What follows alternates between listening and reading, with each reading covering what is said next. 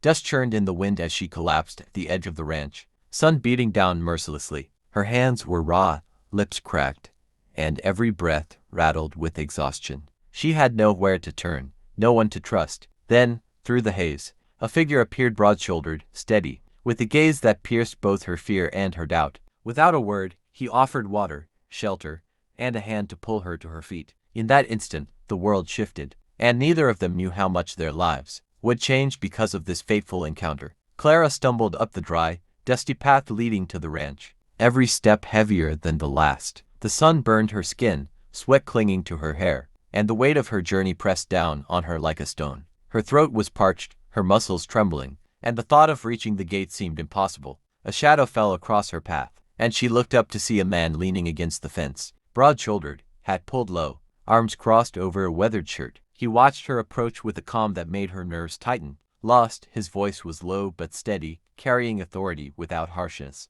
Clara hesitated. She had learned the hard way not to trust easily. Strangers in the West were rarely benign, but the ranch, with its sturdy buildings and livestock grazing calmly under the sun, promised something she hadn't felt in weeks. Safety. I need water, she said, voice dry and hoarse. The man nodded once, stepping aside. Cole, he said simply, come inside. You look like hell, but I'll get you fixed up. Clara's feet moved forward almost of their own accord, and Cole guided her to a shaded area near the main house. Water was pressed into her hands, and she drank greedily, letting the cool liquid soothe her parched throat. Every swallow was a small relief, but she couldn't shake the unease in her chest. She didn't know him, and yet, she had no other choice. Cole observed silently, noting the dirt-caked clothes, the bruises along her arms, the wary tension in her posture. He didn't ask questions. Questions could wait. For now, she needed rest, and he needed to assess whether her presence would complicate his already isolated life.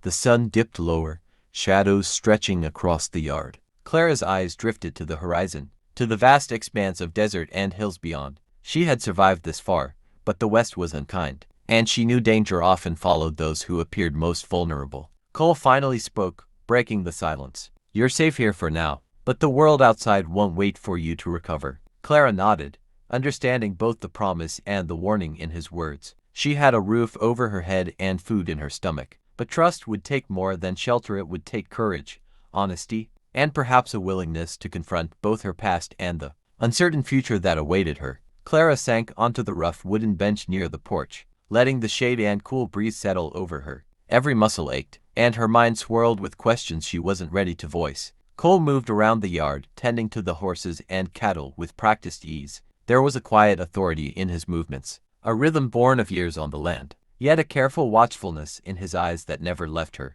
I don't know how long you've been on the road, he said finally, breaking the silence, but you look like you've been running or worse, lost. Clara hesitated. Her instinct was to lie, to say she was fine, that she could handle herself. But exhaustion and honesty mingled, forcing a quiet confession. I didn't mean to end up here.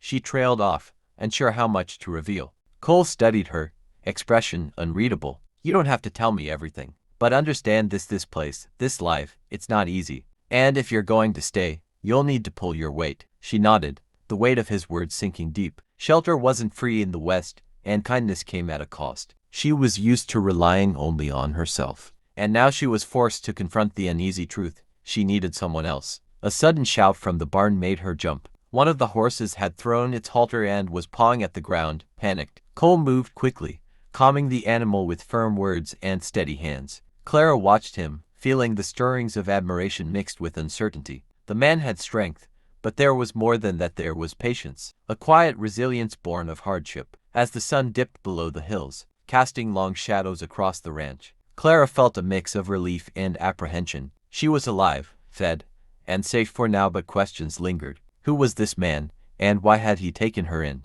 What would he expect in return? And most of all, could she trust him enough to stay, knowing that the West often punished those who placed their fate in another's hands? Cole's gaze met hers, sharp and steady. Rest tonight, he said. Tomorrow, you start helping. There's work to do, and the West doesn't forgive idleness. Clara exhaled slowly, realizing that her journey was far from over. Safety was temporary, trust was fragile, and the land beyond the ranch walls held countless unknown dangers. But for the first time in weeks, she felt a flicker of hope, a chance not just to survive, but to build something, however uncertain, with someone who had saved her from the brink. And yet, as darkness settled over the ranch, Clara couldn't shake the gnawing thought. Sometimes, the greatest danger isn't the wilderness outside, it's the choices made inside, and the secrets left unspoken. The next morning, Clara awoke to the crowing of a distant rooster and the golden light spilling across the ranch. The chores were simple in description but grueling in practice: feeding the horses,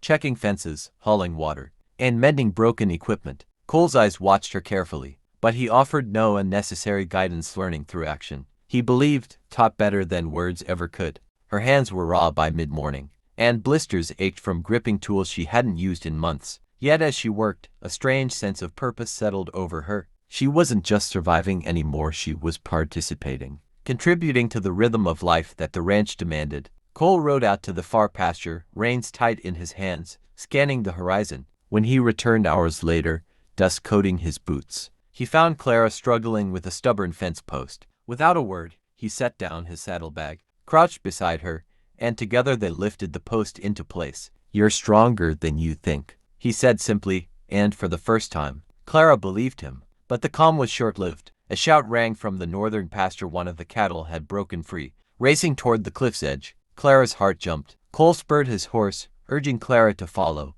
but she hesitated. Fear gripped her, her past failures whispering that she wasn't capable. "Go," Cole barked, his voice cutting through the wind. "We don't have time to wait." With a deep breath, Clara mounted the horse, muscles tense, heart pounding. The animals were panicked, hooves kicking up dust and dirt. Adrenaline surged through her as she guided the fleeing cattle, following Cole's lead. Every step demanded focus and courage. One mistake could send the herd over the cliff. Together, they corralled the animals, Cole shouting instructions while Clara acted instinctively, remembering every lesson from the morning's labor. Sweat stung her eyes, and her arms ached, but determination carried her forward. Finally, the herd was contained, breathing hard, tense but unharmed. Clara's chest heaved as she dismounted. She looked at Cole, who gave the smallest nod of acknowledgement, respect shining in his eyes. Relief washed over her, but beneath it lingered another thought. Surviving the West meant facing not just the elements, but the tests of courage that came at every turn.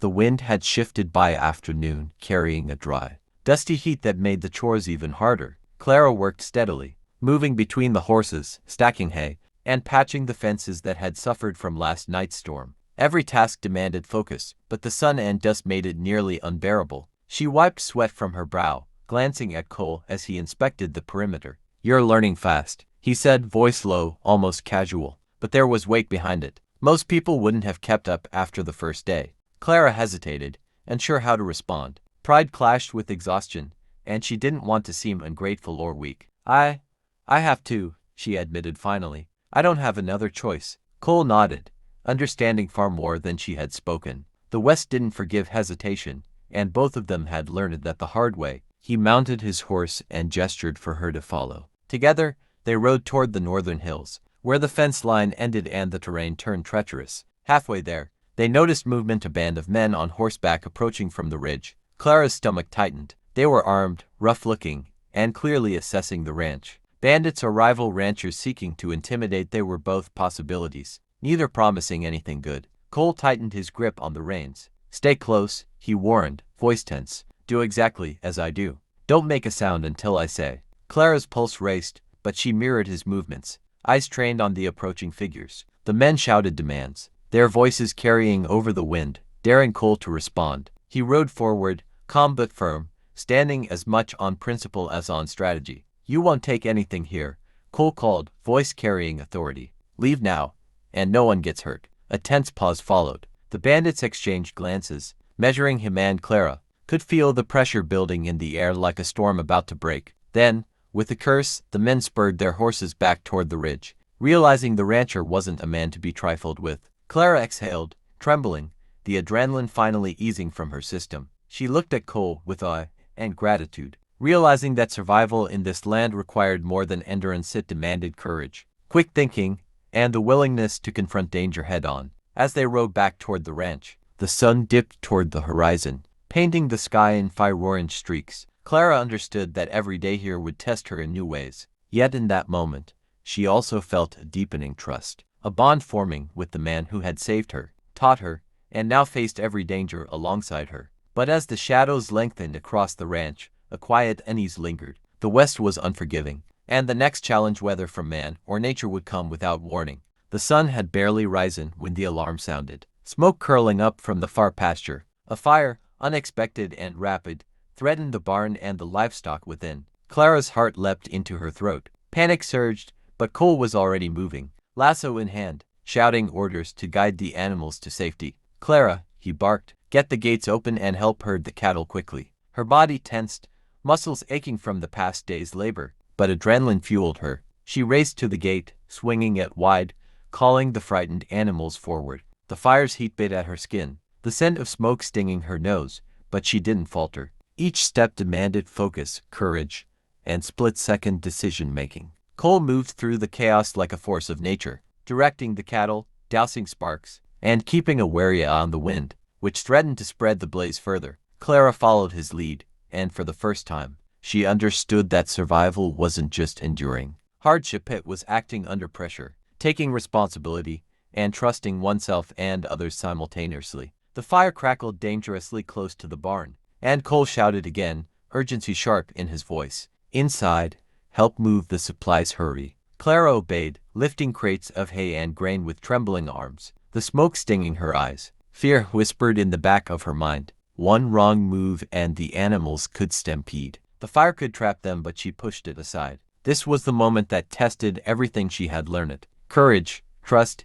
and action. As they worked together, side by side, a strange bond solidified. She saw past Cole's stoic exterior, glimpsing the man who had faced countless dangers, carried heavy burdens, and now silently trusted her to help shoulder them. And in return, he saw her strength tempered with fear, determination rising from vulnerability. The blaze roared closer, threatening to engulf the barn, and Clara realized that the next decision could mean life or death, not just for the animals, but for herself and Cole as well. Clara's hands shook as she grabbed a water bucket, running toward the fire with Cole at her side. Sparks leapt into the air, catching the wind and sending trails of orange into the darkening sky. The barn's timbers groaned under the heat, and the smell of smoke and scorched hay filled her lungs. "Steady," Cole shouted, tossing a second bucket toward her. "We have to douse the flames before it spreads." Clara worked with everything she had, pouring water over the hottest spots, feeling the fire's heat sear her gloves. Her mind raced not with fear,